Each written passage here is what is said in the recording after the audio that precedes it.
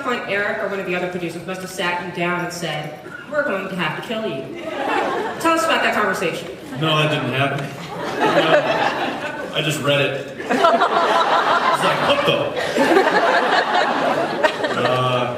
Yeah, it's they just kind of unfold things to us as we get scripts. So until we make the phone call down there and go, "What the hell are you doing?" And then they'll give us some insight. But I remember when I read it last season that you know, oh, going to hell. Okay. Flipping through that last script and I get to the last page and it's like, come on, it's got to be a typo. It wasn't. So then I called Eric and I'm like, so, how am I coming back? He's like, I don't know. I don't know. I haven't figured that one out yet. So. Start worrying about your mortgage? Yeah, exactly. Yeah. So much for house hunting. And now to be fair, Jared, Sam took a seriously bloodthirsty turn last season. He had a really good explanation for it though. Right? He's just trying to be more like Dean and go through this world with the demons. Should we buy that explanation? I think, yeah, Sam, unless the brilliant bookends of this panel know otherwise, I think Sam believes he's coming from a place of wanting to make the world a better place. I think he really thinks he wants to get rid of demons. He's not like, maybe I'll just entertain the idea of just being a killer. Like I think, you know, his role models have unfortunately been this clown and our dad, so we don't have much to go on. Something's going on.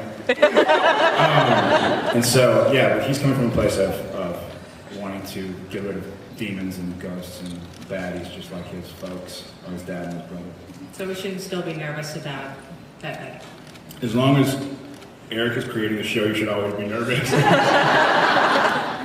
You've been with these guys now for 3 years. Is there anything that they're writing about that still surprises you? Anything about the turns and the characters, or anything that happened in the last season that you were like, I so didn't see that coming? For me, it's yes and no. I think the first season I realized that I was going to be so surprised by everything that just not to expect anything or not expect anything. How's that for mystery? So no, I'm not really surprised anymore. And you know, Eric and the bunch have kind of explained what they want to do, what they're thinking, but it's likely to change. And so I've realized that, you know, I'm an actor telling their story, so wherever their story goes is where I go. I think the most crickets on that one.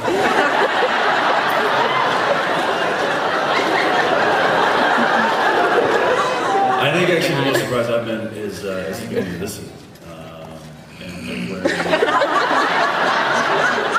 where they're taking the story of the characters and what's happening. I had a long talk with Eric when we got back to work, and I think it was probably the most intense conversation as far as just going over the story that we've had in the history of the show.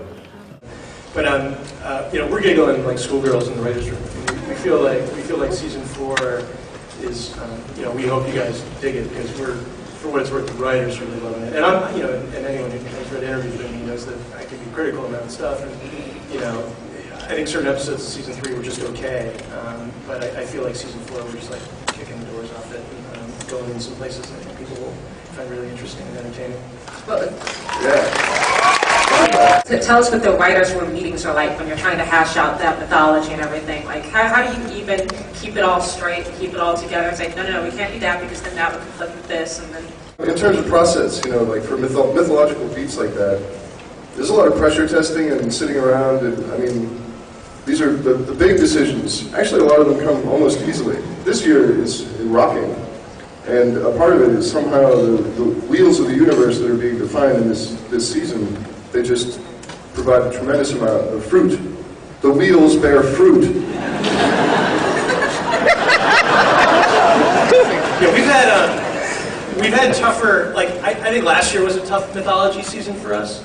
I mean, The Deal was a really effective organizing impulse, but like we had just killed our main bad guy, and it took us time to sort of get into the new big bad, and it was like they say in baseball, it was a building season. But I feel like, this year we can't stop the ideas from dribbling out of our mouths in terms of where we're going, and we're really picking up momentum in a really fun way, so I think people dig it. And Eric, you said before that you'll kill one of the boys before you kill that car. Totally.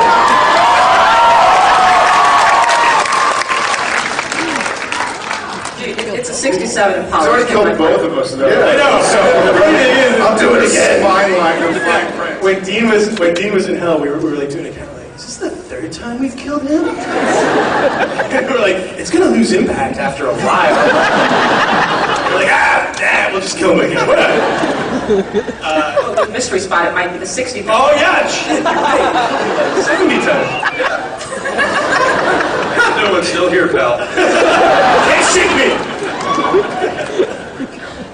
You can't hold me down. You kill me. I'm coming back.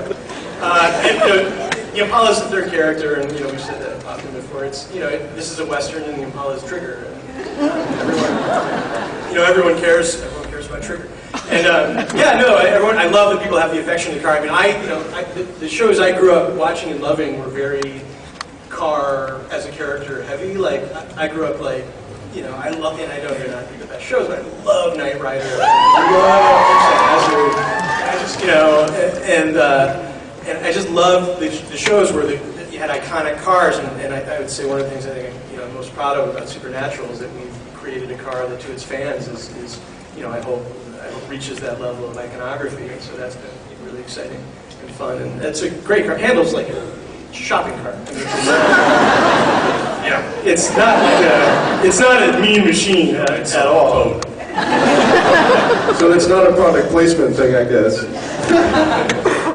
My question is, both Eric, Jensen, and Jared, does Bon Jovi really rock on occasion? And could you guys talk about filming that particular scene? Maybe even sing a few lines. Jensen will sing you a few lines. The funniest part about that was Eric calls and he goes, "Okay, dude, you have to sing off key." You said it in the script. Yeah, he's like, "Jensen, no singing on key. Yeah. Must be off key." Because Jensen's like actually a pretty damn good singer. Jared sucks out loud, but Jared's really and so I was worried that if I didn't write anything, that nothing would kill that scene. Rather than that's about boisterous in a car, and if you actually sang it well, you'd be like, oh. So I wrote in the script, like, Jensen, don't sing it well. I remember we had to sing it about, how many times we had to sing it? It was like a dozen times or something, and by the end of the day, we were both hoarse. But good times. Speaking of people not exactly being dead forever, by the end of the season, Ruby, Bella, Gordon, and obviously Dean were either presumed or confirmed dead. Yes. For all of the producers, how many of these people and/or demons could possibly be coming back this season? Resurrection of some sort. Anyone can be coming back at any time on our show. But I'd also say not many. For Ben, Sarah, and Eric, everybody knows that there was a months-long writer strike last season. How did that affect the arc of the stories you were trying to tell in changing things up? I think it actually, in some ways, had a pretty good effect. The ending of the season kind of, it became very concise because it had to go from A to B to C. It just became a very lean machine. I think that was good. And then, the writer's strike was an effective political action. That was good, too.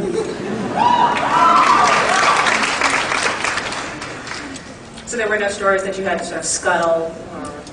We had to, we were going to delve more deeply in season 3 into their mother, because we set it up at the beginning of the season and then never paid it off. You once said that you would be quite happy for the show to run 5 seasons. Yeah. As we go into season 4, do you still feel that way? Yeah. I mean, I don't know, and actually my bosses are in the room, so I want to do it forever. It's better to go out on top. I'm really afraid of jumping the shark. Like, better to go out like on top and strong. And this a story like this is so epic and has, it wants to have an ending where you can walk away kind of satisfied and smoke a cigarette rather than just dragging off into a inevitable slide into mediocrity. And I want to try to avoid that if you can. And the rest of you all seem to be nodding along with that. You agree? Whatever Eric says.